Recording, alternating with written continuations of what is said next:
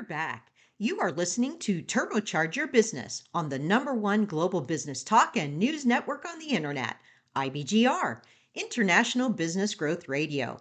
I'm Patty Lawrence, and this is episode 42, Performance Measures, Operating Ratios.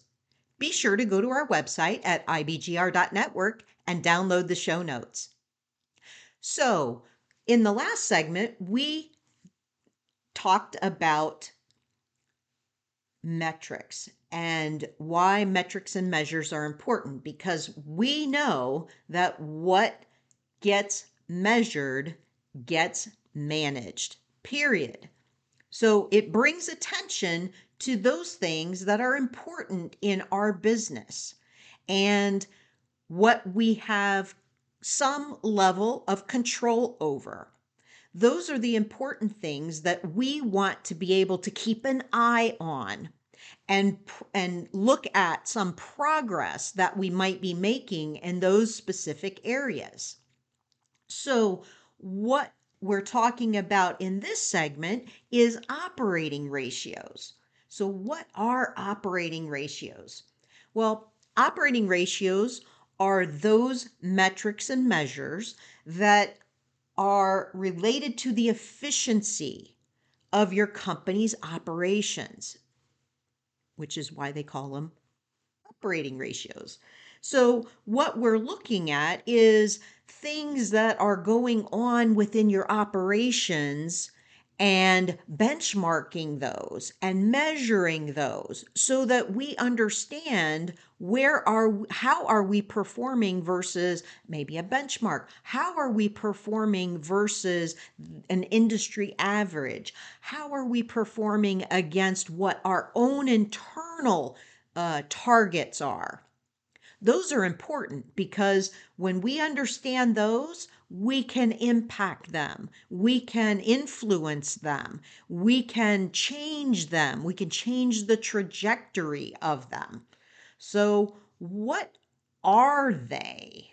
What are those? Well, they are common to running a business, running a company. What are some of the examples of those types of operating ratios?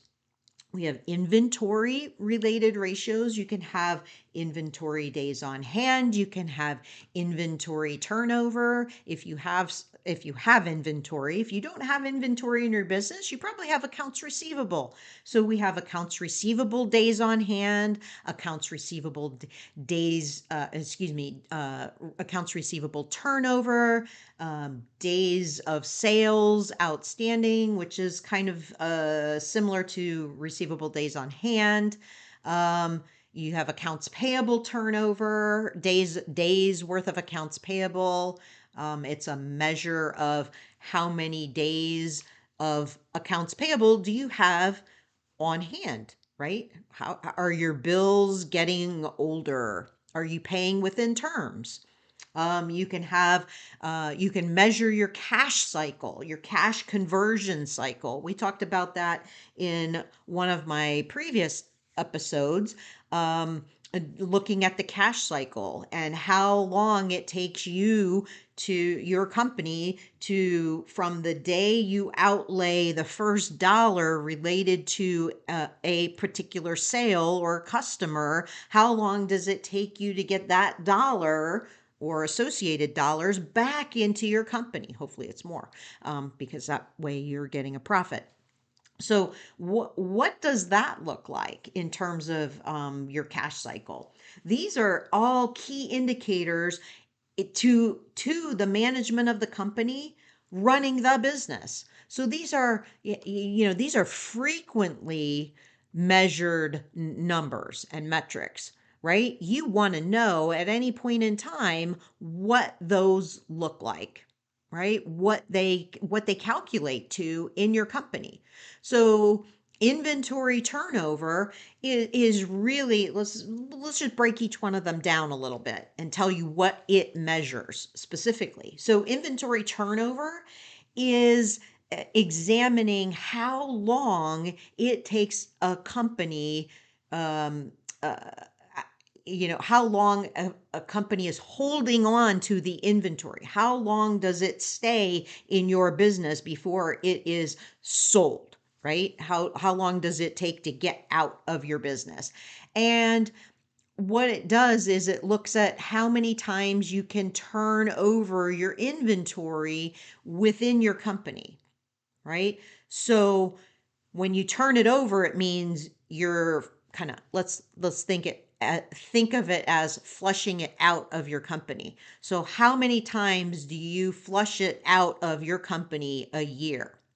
So if you think about retail companies and, well, fast fashion, trendy type of things, they obviously want a higher number for that. They want to turn their inventory, multiple, I say multiple, think seasonal, right? 4 is a minimum. So you think one per quarter, but fast fashion, you think about Target or a Walmart or some like Macy's, some of those kind of retail stores, they want to be north of that number. They want to be in the 6, 8, 10, right? They want to bring it in, blow it out, bring it in, blow it out, but not at a discounted price, right? They want to bring just the right amount in so that it matches demand and they don't have to fire sale it, right? So that's inventory turnover. It's important for a company to understand that, because if they see that number slowing down or going down, then they want to make sure they take action, because in the inventory world, the longer you hold it, it the less value it has for your company. So it's not like a fine wine that the longer you have it, the better it is. So you got to watch that. Similarly, we have days on hand of inventory days. So that can give you further insight into to see how many times a firm depletes inventory over the year. So days of inventory on hand, you can say we have 30 days of inventory on hand. Wow, that's not bad, right? Or we have 10 days of inventory on hand. So in this world of supply chain management, there are people that's their full job. That's their full-time job, is to watch the days on hand of inventory. And it's not just inventory globally, it's inventory at parts levels, right? It's at the parts levels, and it's working with parts suppliers to maintain certain levels of days on hand of inventory, but not more. Because when you have more, you have to warehouse it, you have to manage it, there's a lot of things you have to do. And oh, by the way, don't forget the cash. You have cash tied up in that. So how about receivables? So when we look at receivables turnover, not unlike inventory turnover, but it shows how many times you're turning over your receivables in a given period. So you could turn it over twice a year, or you can turn it over twice a month. It depends on your terms, your credit policies, right? So that's important. We haven't talked about that before, but that's integral to how you extend payment terms to your customers, and how you get paid from them. So you could have very efficient credit policy and payments from your customers, or they could be slow pay and adversely impact your receivables turnover. Similar to that is days of sales outstanding. So number of days sales outstanding is very is a great measure, and be able to benchmark it against your terms. So say you have 60 days sales outstanding, but yet you're extending 30-day terms to your customers. Wow, that means they're taking an average of 30 extra days to pay. They're taking 60 days to pay, but you're only giving them 30 days terms. So what that tells you is that needs to be managed more effectively. That means you have 30 extra days of your sales tied up in receivables, and that is cash that is due to you that has not come in. So we look at accounts payable. You can say accounts payable, similar to accounts receivable, that the days outstanding should align with the terms. So if the vendors give you 30 days and you are paying within 15, you're letting go of your cash a little too soon. That's not effective management of your accounts payable. If you want to pay at 15 days, what you should do is you should be asking for terms that give you a discount for early pay. So be sure that you're managing based on what is allowed. And then we get things like total asset turnover. So total asset turnover is an operating ratio, shows how efficiently a company is able to convert its assets into revenue. Very powerful, very, very powerful.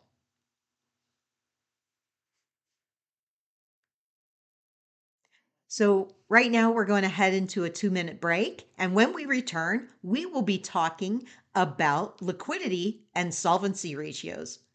Be sure to check out my collection of free resources at turboexecs.com/turbocharge. And you can continue the conversation with me, Patty Lawrence, on LinkedIn. You've been listening to Turbocharge Your Business and episode 42, Performance Measures, Operating Ratios on IBGR. I'm Patty Lawrence, and we'll be back after a short break.